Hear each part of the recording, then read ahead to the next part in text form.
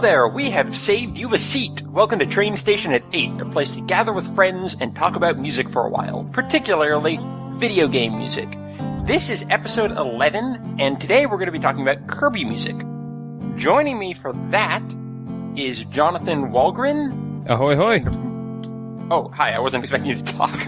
I hear my name, I say something. Okay, no, that's awesome. Stephen Kelly, my brother. Hey, Stephen. Hello, how are you doing, my brother? I'm doing splendiferously. And Morgan Sleeper. Hello, hey, Morgan. guys. How's it going? You are a return guest for us. I am. I'm so happy to be here again. Thanks for having me back. It is absolutely a pleasure to have you back. So, Jonathan, what's your background? You've never been on the show before, so why do we have you here? That's a very good question. So I am editor-at-large with Nintendo Life, so I've been there for a good while now. I kind of just dabble, I suppose you could say, but yeah, so I reviewed Kirby Triple Deluxe, and I assume that's how I got on your guys' radar. Yeah, Perhaps it was also my excellent, now defunct music podcast, NLFM. Wait a second. Yeah. I didn't even know you did that. Yeah, that Elaborate. aired so that was a music podcast on Nintendo Life. It aired for probably about 2 years of inconsistent releases. And yeah, I used to have some guests. It was pretty much just a music podcast dedicated to video games. And I believe I did have a Kirby episode at some point. If not dedicated to, then kind of centered around. I think that was around the time that Grape Garden came out and all the music was kind of becoming available in MP3 form. So we're like looping history here. Yeah. Wow, Deja vu. Your appearance is even more thematically appropriate than I at first assumed. It's all working out, or he's just making all that up. I have not fact-checked. Yeah, we don't have Speaking of Nintendo Life... Yeah, Morgan. Hey, guys. Yeah, that's right. So what's your background? Well, I am a linguist by day and masked Nintendo Life reviewer by night. It's a good mix. Awesome. I have a good time. Been there for a few years now with John, and yeah, I love it. That is super rad. So do you like Kirby? I do, actually. Kirby is perhaps my favorite Nintendo series, so I was super stoked to be on the show today. Well, as I told Brian before, I knew that you were the right guy for the job when I suggested the idea, and you ended your correspondence with a little text image of Kirby dancing. I actually end all my correspondence with that, including academic professional emails. So. All right, well, let's go on here to question number 1, and that is, what have you been listening to? And this can be anything, not just video game music. So, Jonathan, why don't you go start us out? Sure. So actually I moved out here. I live in Seattle, and I moved out here maybe a year and a half ago and have really kind of gotten into the local music around here. So some of the stuff that I've been listening to, there's this band called Taco Cat. Okay. They're pretty great. They are kind of like a pop punk kind of tongue-in-cheek thing. You know, they make songs about bus lines that they hate and being on your period and stuff like that. Pretty great band. And then on the flip side also being is on your period while standing in a bus line, is that one of their... If you play those songs back to back, Yep. there are some secret messages going on there. Yeah, it'll be great. Yeah, perfect. And then another one is La Luz, which is another Seattle band. They're more of a kind of like a psychedelic surf rock kind of thing. Nice. They're pretty great too. So, how would you describe the Seattle music scene? Well, I mean, most people recognize it as kind of like the whole grunge thing, but Yep, that's what jumped to mind for me. Yeah, I mean, it grunge is kind of like a really weird term because it's more of a catch-all term. It doesn't really, there's no clear like, oh yeah, that's like signature grunge. Because if you look at the bands that, the 4 big bands that were considered like the big grunge bands, so you got Nirvana, Alice in Chains, Soundgarden, Pearl Jam. Pearl Jam is like an arena rock band. Soundgarden is kind of like a half metal band. Alice in Chains is a metal band. And Nirvana is more of a punk rock band.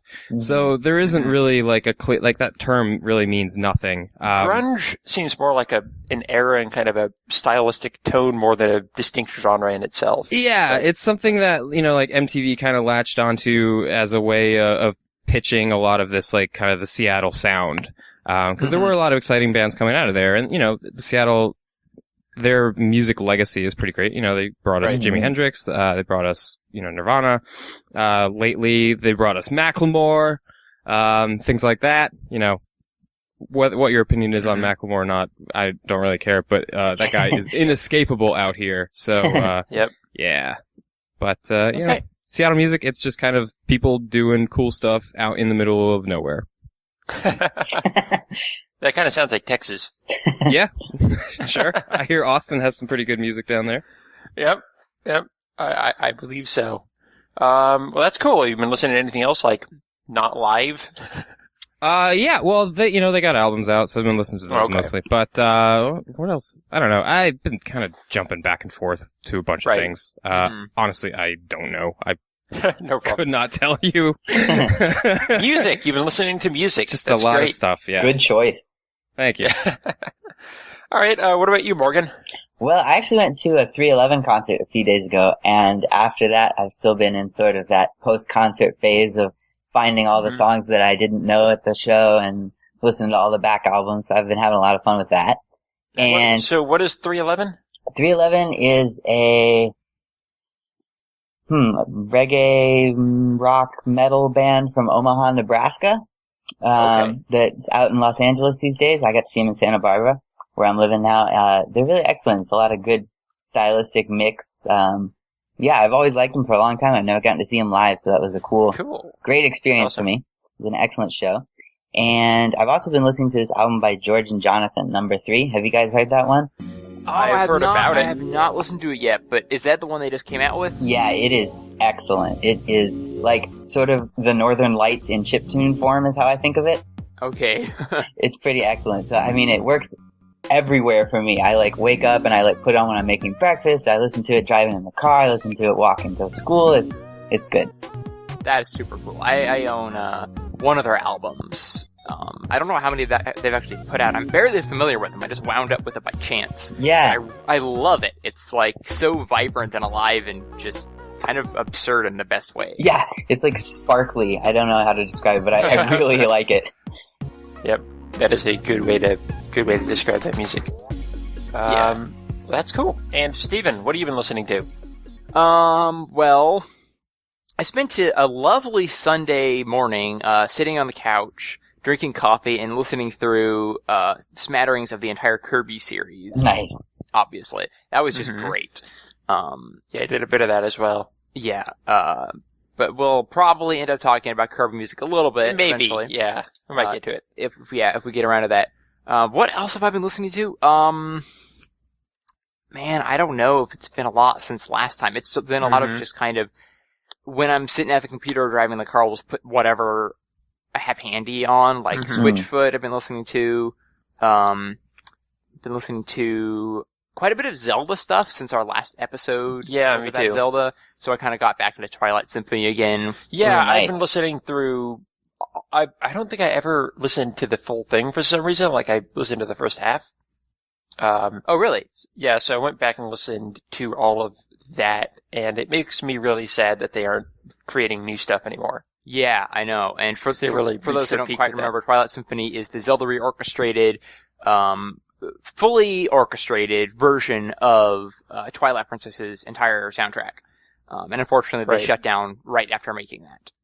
And went off Yeah, it really unlocks the potential that was in the composition of Twilight Princess, because Twilight Princess, I mean, for a lot of people, it begged to be played by an actual symphony instead of the synthesized route they went, and this is totally fulfilling that. This is a higher quality symphony than I hear in a lot of actual releases, so. I feel like they identified, how well constructed that music was. Yeah. And really brought it to life in a way that the original composition just couldn't handle. Didn't have the capacity. That's awesome. But beyond that, I just remember that I downloaded just the other day, a new EP by Zircon. It's called Getaway, and it's sort of loosely themed around, I guess, tropical vistas and relaxing afternoons. Nice. Some of these songs I've actually heard before. Some of them were just singles he released. It's just kind of a compilation. I think there's a few new ones. It's only 5 songs, but each one is consistently amazing. I especially like Across the Ocean, which, Brian, I think you've listened to, right? I have. That was a single, yeah. Yeah, Zircon is one of my favorite, not just electronic artists or video game remixers, but just one of my favorite artists who exists. Awesome. He's one of those guys who can, it's going to be good before you hear it. It almost doesn't matter what he's working on. If it's a brand new album or a remix of Tales in the Music Maker. It's going to be amazing. And Across the Ocean actually reminds me of a song that Bert would make. Really? I guess I could kind of see that. Yeah. It sort of has that kind of stop and go electronic quality, yeah. Yeah, very upbeat. I would love to see Bert do a Kirby soundtrack. Honestly. Whoa. Well, I mean, you could just say, I'd love to see Bert do insert here, soundtrack. I know, say, but whoa. his style fits Kirby, I think. I think, well, he was just talking about Kirby on Twitter the other day, actually. Oh, really? Which got me really excited. He was just saying how good, like, the first world song from Kirby's Adventure was. See, you should have replied and said, "Hey, come on our podcast. We're going to talk about Kirby." Yeah, I wish I could have done that. But all right. We can move on then to... Well, what you were... Mostly Twilight Symphony. Just Twilight Symphony. Okay, you narrowly avoided the question. Snuck it in there, yeah. Okay. Let's move on. All right, so question number 2. What defines Kirby music and sets it apart? I think I've got a thought. Yep. I think a lot of it is tempo. Tempo. I think it's obviously the cheeriness. You know, it even one-ups like the traditional Mario smiles. Oh, definitely, yeah. But I don't know if you've noticed, but there's always this like helter-skelter beat going on in the background. Like it's always like going up and down and back and forth. There's a lot going on in those little melodies, and I really feel like it's that. It almost sounds like, it kind of sounds like the skittering of little Kirby feet running across the ground. Yeah. So cute. I know what you mean. Yes. And which is maybe why he dances so much. He grooves to his own tunes, I suppose.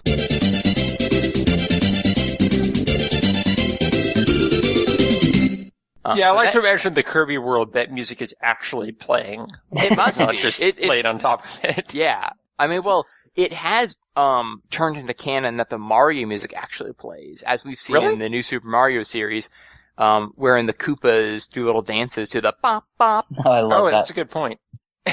So it's not unheard of. But anyway, that's what jumps to my mind. How about you fellows? Well, I think for me it's sort of parallel to what sets Kirby apart as a game character. It's the variety for me. Because it is all really cheery. But I think that there's always a contrast between the types of cheeriness that you have. So you have those very like upbeat saccharine tracks like Green Greens and Vegetable Valley. But then you also have these like kind of weird floaty ether-soaked dreamscapes of like Grape Garden and the UFO themes and stuff like that. Yeah. And you have the stylistic, it runs the gamut between like chip tunes and the Game Boy games to like synthetic symphonics and the Air Ride soundtrack, and just like how Kirby is always different in every game. That's what I love about the soundtrack, because every time you pop in a new Kirby game, you're excited to see what they do with those same sort of familiar melodies. That's very true, because they often go back to the very, very earliest stuff, but every game has its own take on it. Yeah, there's a lot of quoting in Kirby music. Yeah, it's really cool. It's like more than any other series. Like even Mario, you feel like you hear the same songs a lot. Right. Not nearly so much compared to Kirby. Yeah.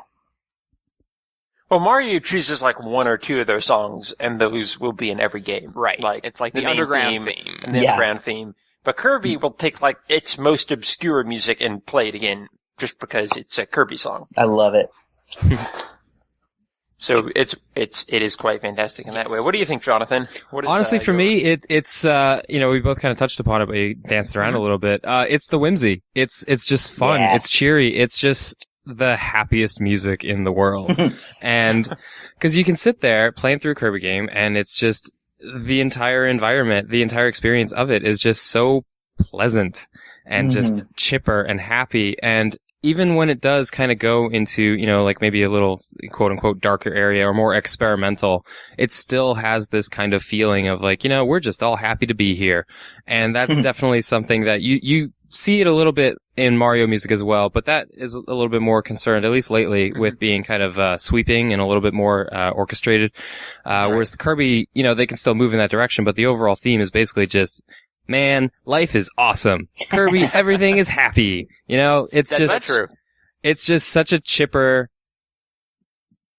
I don't even know. It's just so chipper. I guess that's really the best thing, the way to put it. It is chipper. I love it. It's just so, yeah, I think that's really what sets it apart for me.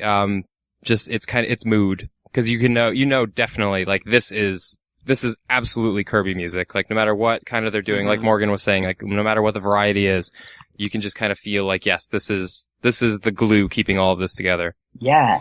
Right. It matches Kirby's personality, like, perfectly. Yeah, it does. Exactly. The dude's always smiling and eating things, and that's when people are happiest. Pretty much. It's actually kind of cool that... Yep. Oh, I'm sorry, Brian, am I talking over you again? No, go ahead. Okay. I think we have a little lag.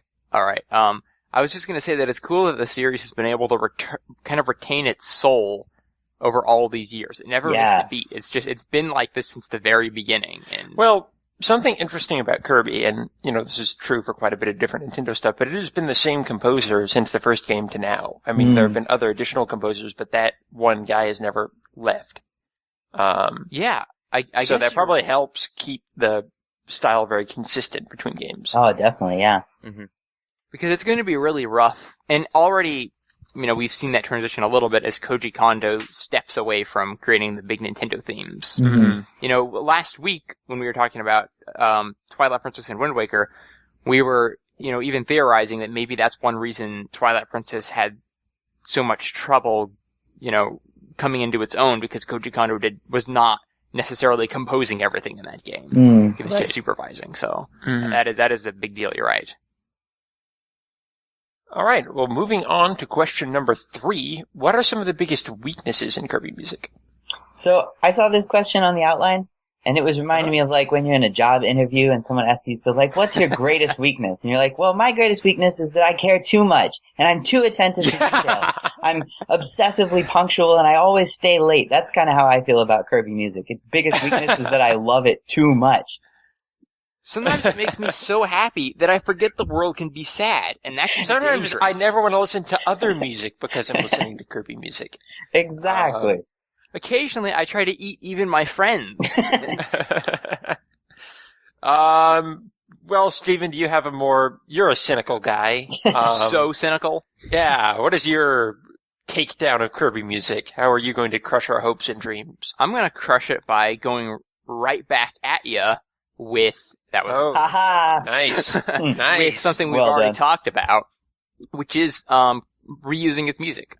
And I feel that sometimes a Kirby game can be a bit lazy, by just pulling back, it's Green Green's and DDD's theme again because we needed something for this minigame. And though I love hearing those songs played again, sometimes it almost takes away the distinctiveness of each game to a certain extent, especially some of the earlier ones like Kirby's Dream Land 1 and 2 and 3 and then Kirby's Adventure. They all kind of sounded the same. Mm-hmm. And so, A, when you bring back all of your old songs randomly, and B, you have such a consistent style, sometimes they just sort of blend together. I'd have a hard time telling you if this is a Kirby 2 song or a Kirby Adventure song. Well, I can absolutely, no doubts about it, tell you if this is a Mario 2 song or a Mario World song. You know what I mean? Yeah, I would agree with that, too. Going through Triple Deluxe, it's kind of like, okay, a lot of this is very familiar, and it doesn't throw out as many surprises as perhaps you might hope to. But I mean, Kirby in general, even the gameplay and enemies, the recurring ones, they reuse a lot of stuff. I mean, like how many times, oh great, it's Wispy again. I'm gonna chuck these apples at his face. Kracko in his eyeball. Yeah. No. Like, okay, doing this again and again and again. And, but in a way, it's charming, and it's kind of like a nice, familiar touchstone, but, exactly. Musically, and, even, gameplay-wise, like, it can be a little like, okay, we're doing this again. Like, it'd be great to, like, move forward sometimes. Like, we don't always need to, like, imagine if Mario, like, always had, like, 1-1 in it. Like, the stage. Like, no matter what the game was, 1-1 is right there. And, I mean, it's like, it kind of loses the special qualities around it. But I do think that, they recycle, if, kind of put it crudely, they can repurpose, I suppose, their themes and melodies in a way that still feels like it's relevant. It's just, you have this feeling of, I've heard this before. So it can get a little repetitive sometimes, but it's still, the music is so good that you can easily listen to it again. You don't really get tired of it. It's just, it's very familiar. Yeah, it's not so much. It really does reflect the Kirby series at large. Like, that's really what I think about the Kirby series, is that games are consistently coming out, and with a few exceptions, like Epic Yarn, they're very similar to one another, but you're always going to enjoy them. Like, there's never something bad or grating about them, just sometimes they can feel a little too familiar. Yeah, that's actually really, and when I was writing for Nintendo Life, and Brian, I suppose you feel super left out because you've never written for Nintendo Life. Yeah. I'm just here in my little corner. Yeah, okay, so you sit in your corner while I talk for a while. I had like one weekend where I had to review someone couldn't tackle the review they were assigned or something. I ended up reviewing, I think it was 2 or 3 Kirby games in one weekend. And so I just took down the Kirby collection on the Wii. And just marathoned like almost all of the games. Nice. It was amazing, but you're very right. It's like by the end, I'm like, I'm done. I'm done tapping A and eating umbrellas or whatever. Like they were all super, super similar. Which is why it's also cool to see that the other, like trademark Kirby series thing to do is use Kirby as a little guinea pig. Mm-hmm. Like, hey, we need a pinball game. Kirby, come here. Hey, Exactly. You guys want to test out and see if the Game Boy cartridges can do, some tilt controls? Kirby, get over here. It's like, he's always the little, test You want to make subject the for best those. DS game? Kirby, come here. Yeah. It's like, well, you want a game where, you can like draw paths and a ball can roll on it. Well, if you take out Kirby's limbs, he's a ball, it'll work. Yeah, he's just a little pudgy ball of clay or something, right? Like he can kind of be molded into whatever they need him to be. And Kirby has always kind of served that purpose. Even on the Game Boy, hey, we need a pinball game. Let's throw Kirby in there. He's familiar. Kind of Epic Yarn. We have this cool new IP, which looks really interesting that Goodfield's working on. But, this little blue Prince guy looks kind of angry. He looks kind of like Kirby too. Let's throw Kirby in there. This is totally unrelated to soundtracks, but I just thought a really fun game idea would be Kirby has been known to, steal the powers of other Nintendo characters in Super Smash Bros. So if Nintendo made like a retrospective of all their series and it was a Kirby game where he would like steal Samus's power and then play through like a Metroid level. Oh, that would be amazing. Mario's power, and then you play like a Mario game with Kirby and basically just like walk through Nintendo's history of all its franchises as Kirby. That'd be so much fun. I would play that. I'd buy that game twice. Once to play it and once to frame it on my wall. Yeah. I just random popped in my head and I'm like, I really, really want them to do that now. That actually leads me into a great point, which is the whole Super Smash Bros. Series was spawned by an experiment from Kirby. Mm-hmm.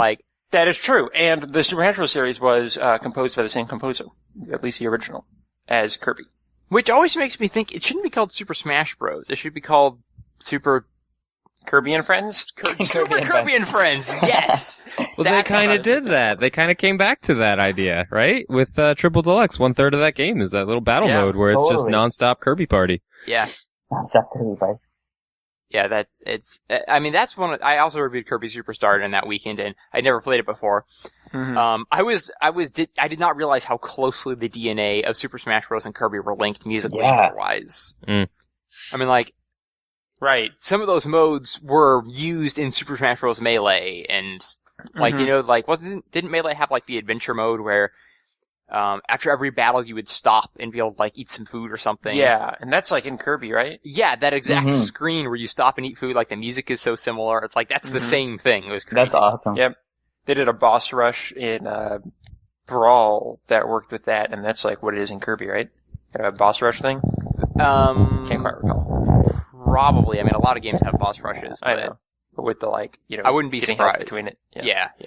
So there are, I mean, when you play those, Super Smash Bros., exploration levels, or, adventure levels, platforming, they do play a lot like Kirby levels. Oh, especially some of the Kirby Superstar things. Yeah, for sure. Yeah. Mm-hmm. So I'm really excited. I haven't heard much about what they're doing with those kind of modes in the new Smash Bros. Game, but it does look very interesting. Yeah, it'll be exciting to see. Kind of stuff in it. Yep. Exactly. Are they putting any new Kirby characters in that, or is it just DDD and Kirby?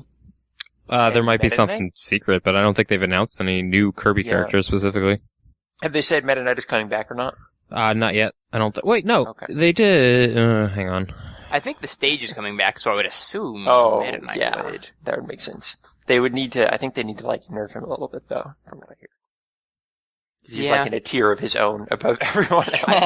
I think that the painter, Adeline, or whatever. I would love that as a character. Is she even assist trophy? Because she'd be a great assist trophy. I don't think that character has been in any game since the Nintendo 64, so I don't think that's going to happen. But yeah. Anyway, so I think the biggest weakness of Kirby music is that it's too good, so they keep using it over and over. Oh yeah, definitely. That makes sense. All right, question number 4. What is your personal favorite Kirby soundtrack? This is like asking what my favorite food is. It's like a combination of different things. I feel like maybe it's Kirby's Adventure. It's a classic. Yeah, it's like where it all began. It built from the first game, and I feel was ultimately better than that, gameplay and music-wise. But it just retains the very soul of Kirby. And I really do feel that Kirby music sounds best, like, through, you know, the beeps and bloops in NES or something. That's still probably my favorite version of it. But there are many, many correct answers to this question. Does anyone else have a more definitive answer? Mine is Epic Yarn by, like, a mile. Yep.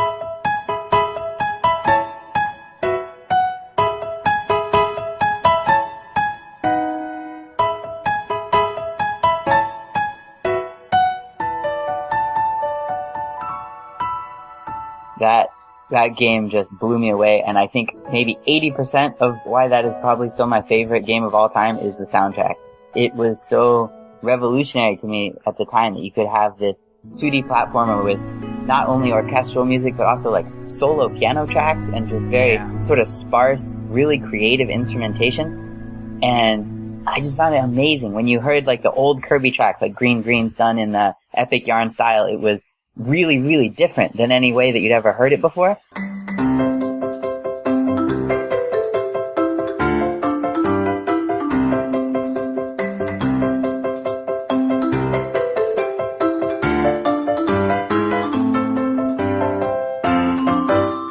With the melodicas and everything. But then, especially in the new songs, like in the Fire World, when you just had like the low hits on the piano and everything, that gave me goosebumps. It was amazing. You'd even go into the boss battles, and they wouldn't, you know, bring up their old, like, electric beep, beep, beep, beep, beep, beep stuff. They kept, it was like this, someone banging on a piano, dun, dun, dun, dun, dun, dun, dun, and I was like, whoa, this is intense, crackle, you've grown up.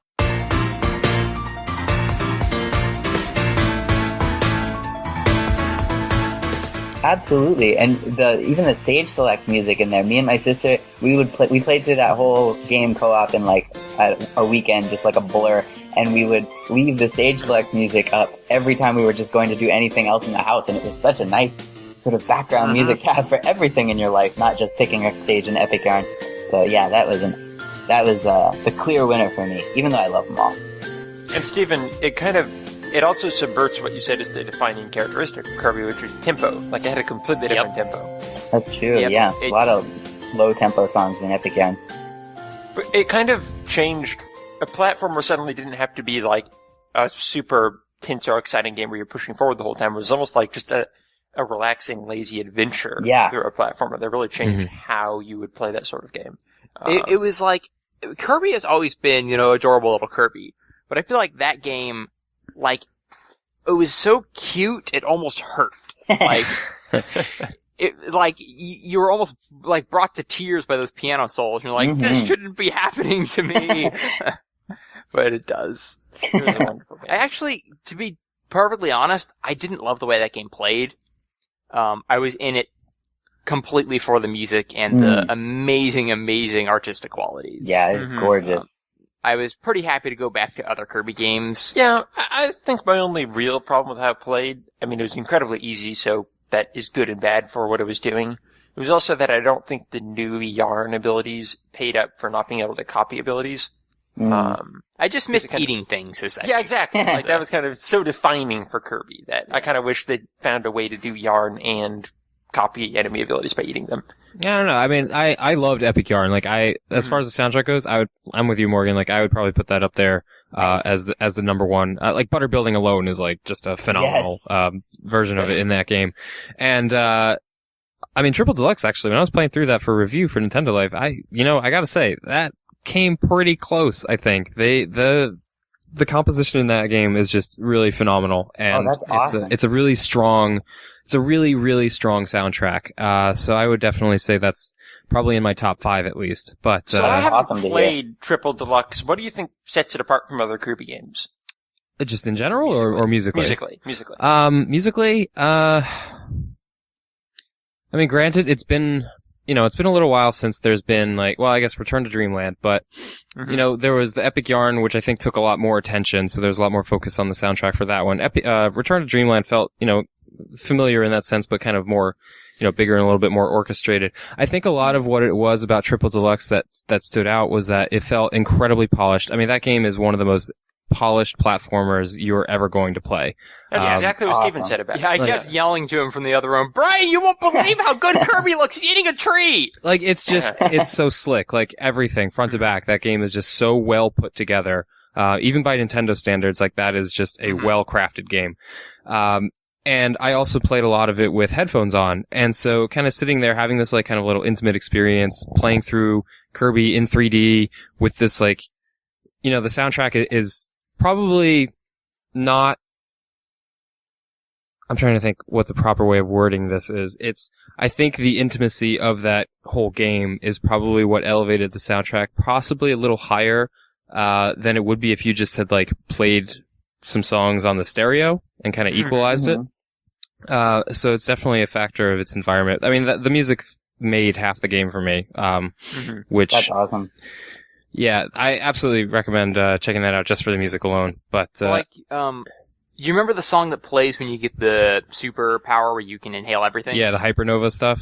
Like, that sort of embodies why I like the music in that game so much. Because you're right, it just seamlessly fits to everything you're doing so well. And combined with the 3D visuals and, like you said, sitting there with the headphones, it really feels like you're in this little Kirby world. And the music complements that. But also, it feels very adventurous. It's not quite orchestral. It's not quite as fast-paced and, I guess, video gamey as the very early Kirby stuff. But it always feels like there's a new page to turn, a new door to find. They experience, like, one of those songs almost got dubsteppy, actually. I wanted, like, it was called, like Exploding Mountain or something. Oh, yes, I loved that. I loved that stage. That was one of my favorite stages precisely because of the music, actually. Yeah, it feels creative and adventurous, and that's why I liked it. Yeah, like, it's just kind of, like, boldly going forward. Like, it's dragging you by the hand, saying, there's new stuff out here, like, let's go do this. Like, it's just really fun, it's playful, it's enthusiastic in a lot of ways that I feel like Kirby can sometimes, it's always enthusiastic, but there's a little bit of a difference between being happy and, like, being excited about doing something. Yes. And the music in Triple Deluxe felt like it was excited to be doing something. Yeah, I 100% agree with that. I was excited to be playing it, too. I really need to play this game. Yeah, no, I'm really excited to go play it. It's really good. Yeah, I mean, for the soundtrack alone, like, it's definitely worth going through. Like, the gameplay is going to be very familiar if you played a lot of Kirby games, which, let's face it, we all have. The Hypernova stuff is kind of cool, but it's a puzzle solution mechanic where they just kind of give you the solution to everything they're going to throw at you. Like, when you're in Hypernova, everything you can possibly do, I guess I'll Hypernova that, and then it's kind of, okay. Yeah. I mean, I feel like it started out as a complete novelty, and I was pleasantly surprised when they started adding mechanics to it. So, at least that was a positive, but I don't want to get too off track. Yeah, it's not like the super most Mini Super Mario Bros. It's just it's often just a spectacle. And okay. It didn't ever quite wear off for me, but I'm still so disappointed that's not going to be his final Smash. And yeah, I can't believe. Yeah, so weird. All right, so personal favorite soundtrack, Jonathan? I'm gonna. You know what? Despite saying so many enthusiastic words about Triple Deluxe, I'm gonna still go with Epic Yarn just because kind of Morgan said it best, and I think that one just holds up really well. It's it's just so great to listen to. Gotcha. I mean, I have not, I played so many Kirby games and it's been so long since I played through them all. Separating the soundtracks all in my mind is really hard for me to do at this point. But I would say, like, if I was to choose 3, like, the Epic Yarn for sure. I think I agree with Steven on Kirby's Adventure. That was kind of my introduction to Kirby and has all the classic songs. And then I really like the kind of just different takes Canvas Curse took on all the songs. Yep. A little more quirky and relaxed, and I really enjoyed that soundtrack as well. So I was close to picking that, but I don't know. That's also possible because Canvas Curse, I think, is my favorite playing Kirby game. Yeah, it's definitely the most difficult. That's for sure. Yeah. Oh my god, that was so tough to beat. The last stage with the spikes. Yes, and all the different challenge modes and trying to get all the medals. Like, it had a lot of teeth to the gameplay that most Kirby games I don't felt have. proud when I finished that game and unlocked some of the new skins and stuff. Yeah, it was really good.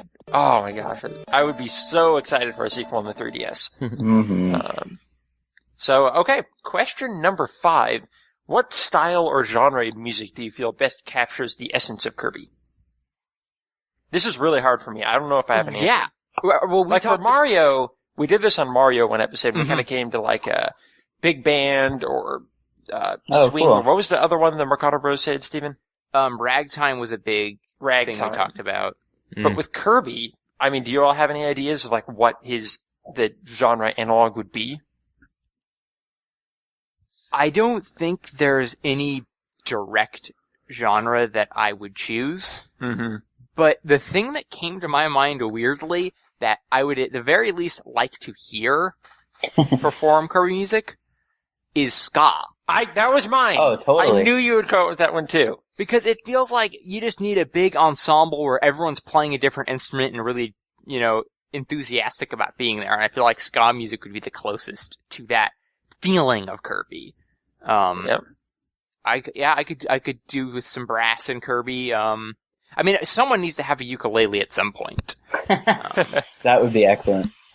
That is very interesting that you also went to ska. Yeah. I don't know. What do you guys think? Yeah, I mean, go ahead, John. Okay, I'm gonna go for it. Oh, Skype. Yeah, I think the first genre that popped into my mind is jazz. I mean, it's experimental, Nice. big band, kind of, lots of different types of instruments can be in there. And, it doesn't have to be kind of like the Miles Davis kind of blue jazz. It could be, a little bit more upbeat, like New Orleans jazz, where it's kind of, like a parade jazz, have all this kind of, because Kirby is, we were talking about this earlier. Kirby as a character is very experimental and, he can kind of jump in and out into a lot of ways and, doesn't really have to fit like a specific mold. And I don't think his music has to either. And so at least for me, jazz is the first type of genre that, jumps to mind because that whole, it's kind of like, it's a very experimental genre. So that's where my mind goes to at least. Yeah, that's a pretty good idea. What about you, Morgan?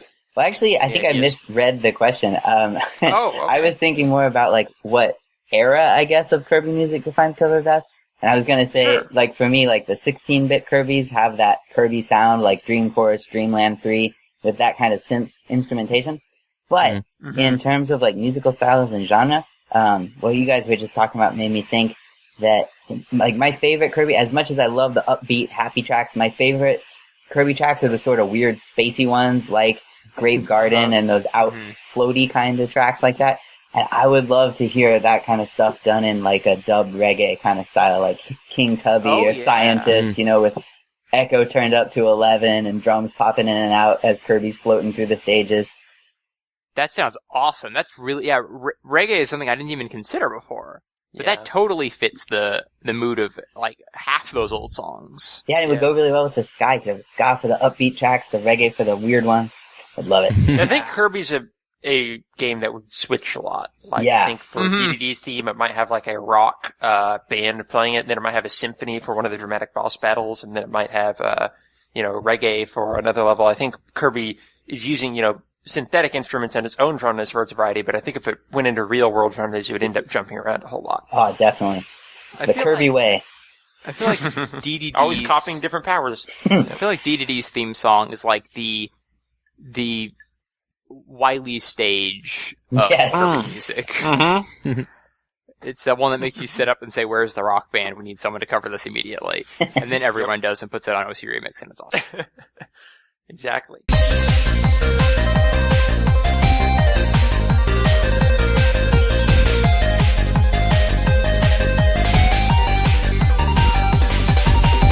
All right. Question number 6. What are some of the standout stylistic departures in Kirby music? Everyone can say epic yarn together. Epic yarn! Epic yarn. Okay, question number 7. Are there any others? I actually was going to say Canvas Curse for this one. Yeah. Like we talked about before, Canvas Curse I think that was cool because it actually used pretty much the same songs that we've been hearing for years, but just I don't know, twisted it a little bit, played it differently. Mm-hmm. To me, it felt like Kirby music filtered through the King of All Cosmos, like it had a Katamari filter over it, sort of broken electronica. I loved it. Well, I wasn't clever enough to find the King of All Cosmos, but that's almost the exact phrasing I was going to use. Oh, nice. It felt like a filter with, like you said, sort of broken up with an electronic sound to it. That's exactly what I was thinking. I didn't personally play it, but wasn't Kirby Air Rider pretty different from usual Kirby Air Ride? Ride that was a great game. All out bombastic orchestra.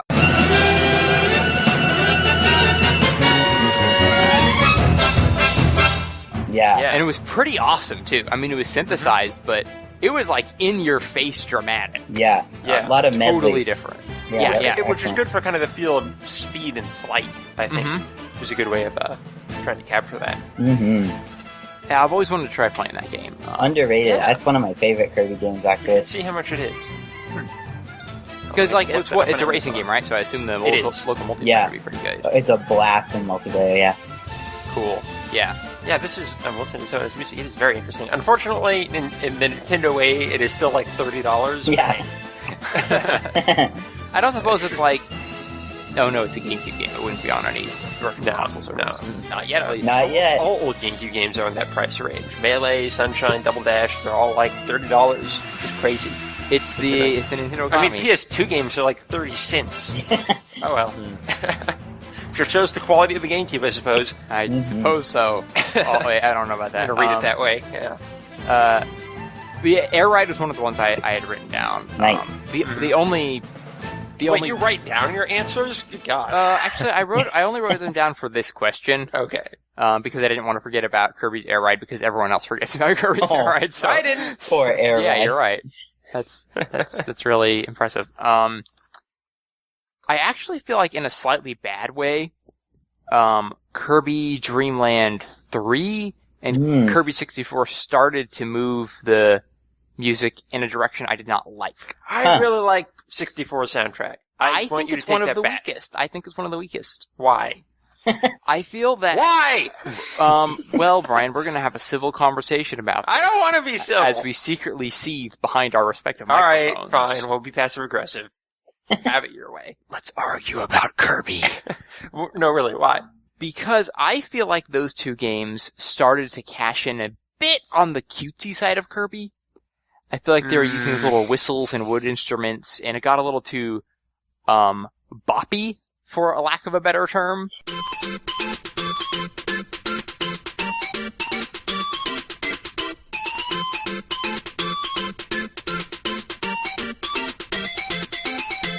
Have you looked at the cover art for the Crystal Shards? How could you say this is cutesy? I own a cartridge with that cover art, so I have seen it many times. Yep. This time Kirby was not Americanized. He is just outright happy. Aww. Now, they were both good games, don't get me wrong, but I feel like the older soundtracks had a ton going on. They were complex, expert arrangements that also happened to put a smile on your face. Wait, I don't know. I think these are pretty complex, good arrangements. They could be. It's not a blanket statement, and they are both very good soundtracks. Mm-hmm. But compared to what had come before, I feel like some of them were a little bland, a little generic, and certainly didn't invent many of the classic songs that are still being played today.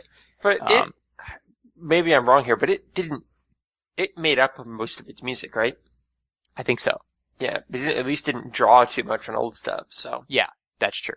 But, I mean, I might agree that it's one of the weaker ones, maybe, but again, I don't know Kirby music well enough to say for it's sure. Just, I like it. And I just know, that was a later game on the SNES, and then the only Kirby game on the N64. So it was, I could see getting worried about the series and the music if you played, those two back to back. They were just a little, I just felt they were a little too cute, a little too sunshiny for their own good. if that could be possible with Kirby. But anyway. Yeah, that makes sense. I mean, Kirby 64 was always an odd man out for the Kirby series, in my opinion. I just don't feel like the Nintendo 64 did a great service to Kirby. Like, the visuals weren't pristine and advanced enough to really get a rounded character looking All great. I remember about playing Kirby 64 is I was just so darn confused that I had to use the D-pad to control a character that I couldn't move for a while before I realized that. But I did really like how that game let you take 2 powers at once. That was pretty neat. Oh, right. That was awesome. The drawback was that you lost most of the depth with the powers, but... Well, yeah, there was like one... It was worth it for one game. Anyway. Yeah. Just thought we needed a dissenting voice for these standout tracks. Man, you hate Kirby.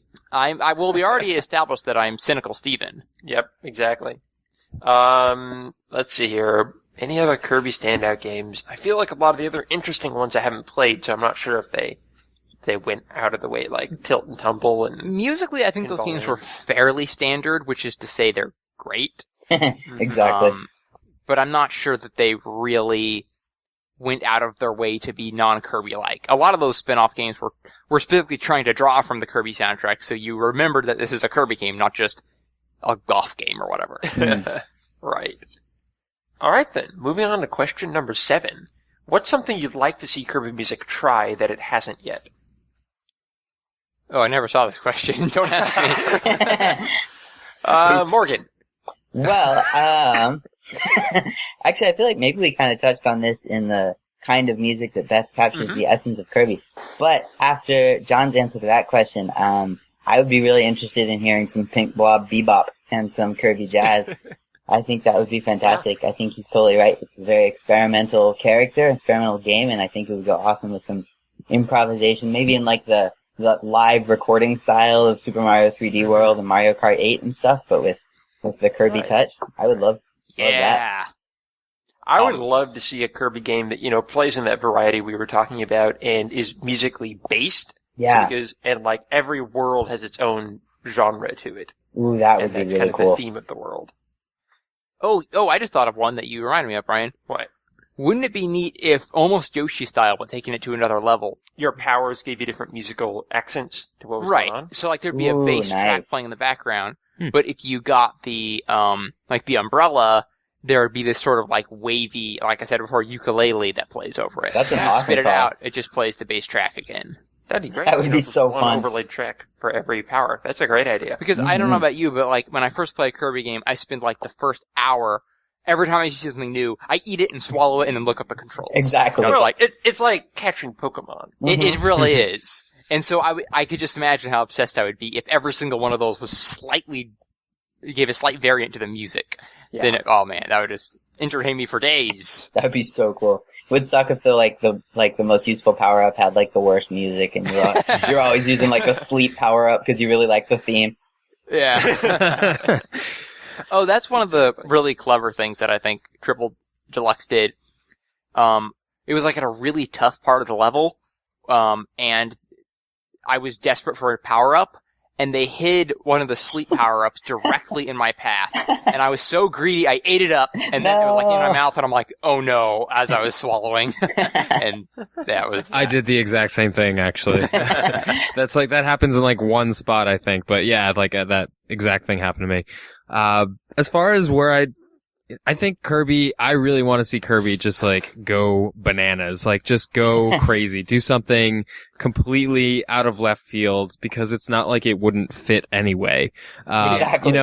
Do something like really weird, like German industrial music or something like that. Like get Kraftwerk on there, get Bauhaus in there, do something like just super bizarre. Nice. And I feel like that would work pretty well. I mean, in Epic Yarn, the whole Spaceland area was very much like kind of this detached, like, bloops and bleeps and you're kind of floating around.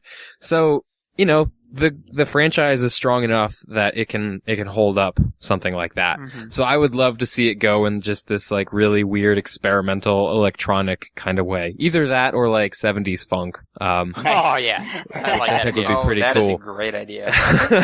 a strength of the Kirby series, as we've kind of touched on before, is it feels like if Zelda tries anything, everyone's like really up in arms about what it does. Yeah. But I feel like the Kirby fan base and the Kirby idea is just a lot more relaxed, that Kirby can really do anything fun and people will just be jazzed to see what it is. Yeah, well, Zelda's a very conservative franchise. Like, it doesn't move with the same broad strokes, that, Kirby could, or even Mario. Yeah. Mario feels like, oh, you wasted a Mario game on this idea, sometimes is what people can. But at least lately, like, that there's going to be something else coming down the line. And usually the Mario franchise, I mean, I guess if we say Mario franchise isn't like any game that Mario has ever been in.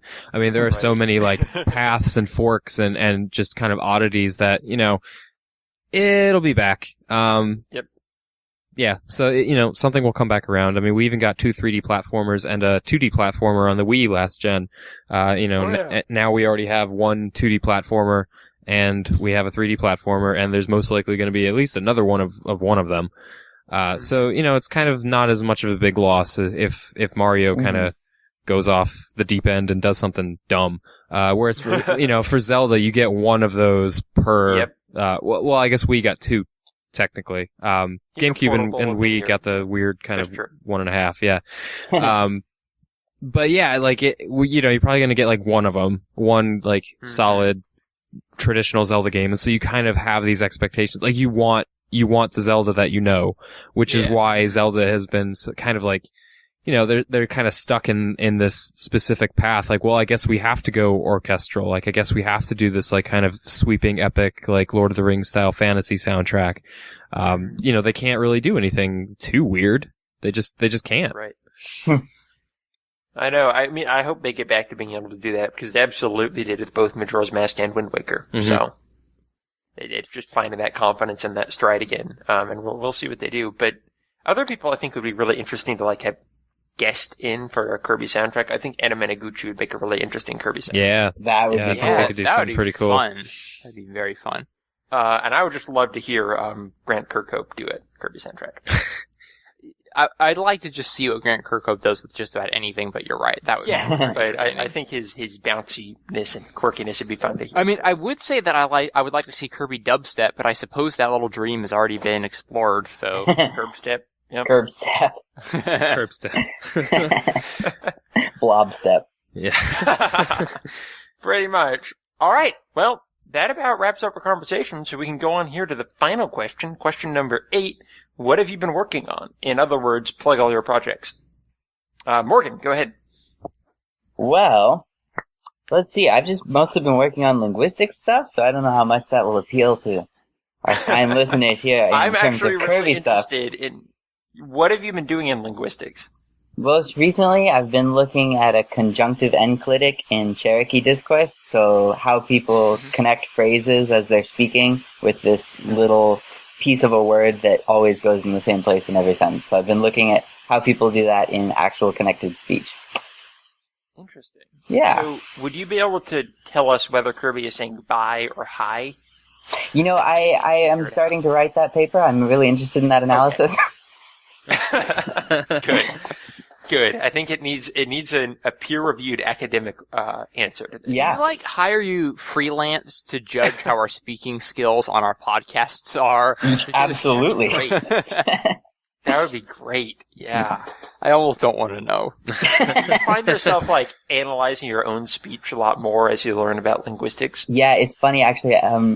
There's an unspoken realization as you get further into this field that we all say really weird things, and maybe that's why we study languages, is we all have really weird speech habits, and yeah, it's interesting. Sometimes I find myself listening really intently to what somebody's saying, and then I'll realize for the last 5 minutes I've just been analyzing their vowel space and I have no idea what they were actually saying.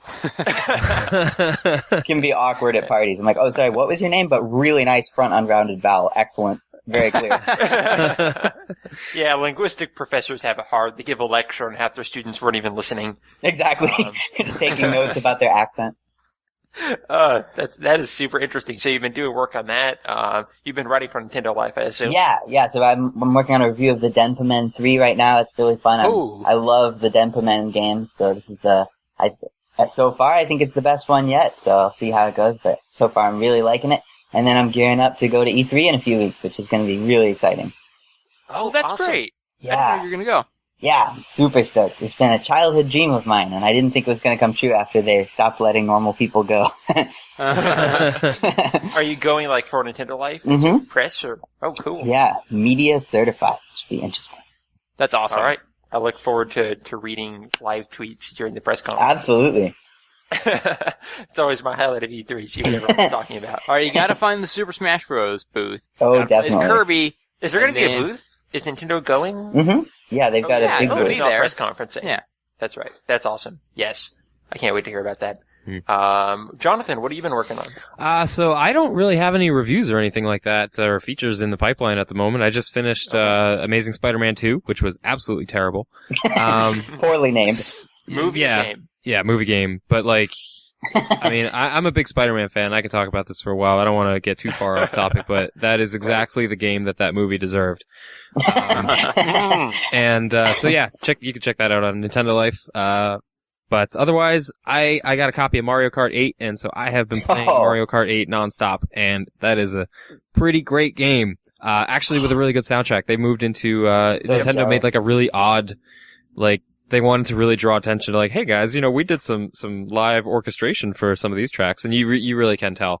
That's so cool. Yeah, I heard it on the Nintendo Direct, and I was just blown away by the stuff they showed there. Yeah, like the music is actually like really, really great, this time around. I think it's far better than Mario Kart Wii did, with its that was a pretty forgettable game to me in general. Yep. I think Mario Kart 8 is a much better move for the franchise. Like I think it works out really, really well in a lot of ways. And so I'm pretty excited for it. Do they still they do have motion control still? They do. Yeah. You can control it in virtually any way. So if you want to do motion control with the gamepad, you can do that. Can I control it with Kinect?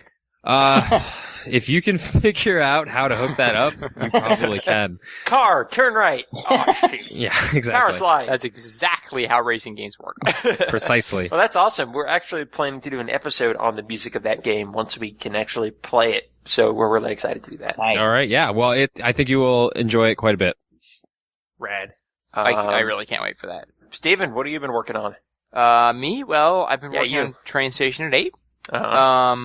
Plugging away to some body voices as usual. All of our Whales are Whales, productions. The good news is, one of those new productions we were hinting at before, which is still super secret, might start happening next week. I'm not saying it's going to launch, but it is a new podcast, and it's not even about video games. Ooh. Yeah. That's all the hint I'm going to give. Yep. But the reason I'm not telling you listeners more is simply because we don't know. We haven't even had like the meeting with everyone involved to see if we're going to do it. So schedules are apparently busy and hard to manage. Yeah, with schedules. I hate them. Time zones. Why can't we all just live in the same part of the world and talk to each other? Yeah. I guess that's kind of all I've been working on though. Okay. Yeah, I'm in the same boat there. So, that said, thanks for listening, everybody. Feel free to follow us on Twitter at TrainStation8 or shoot us an email at trainstation8@gmail.com.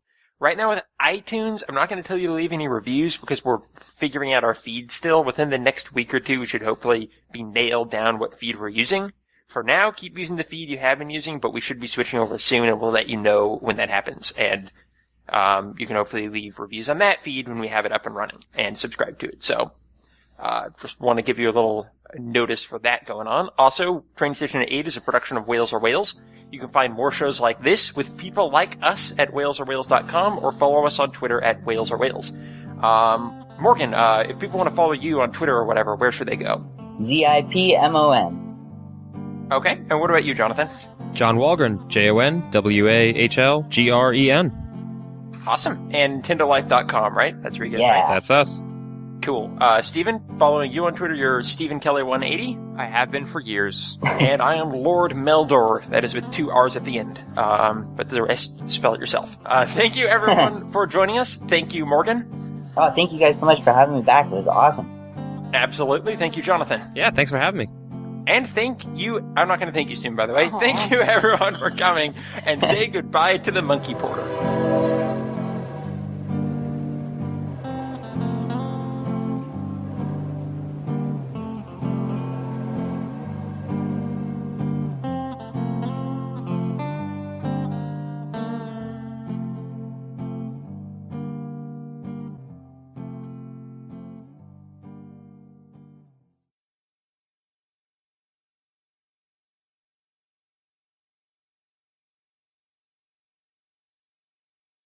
Doo-ba-da-doo-ba-doo-ba-doo-ba-doo-ba-doo-ba-doo. Bing! Man, life is awesome.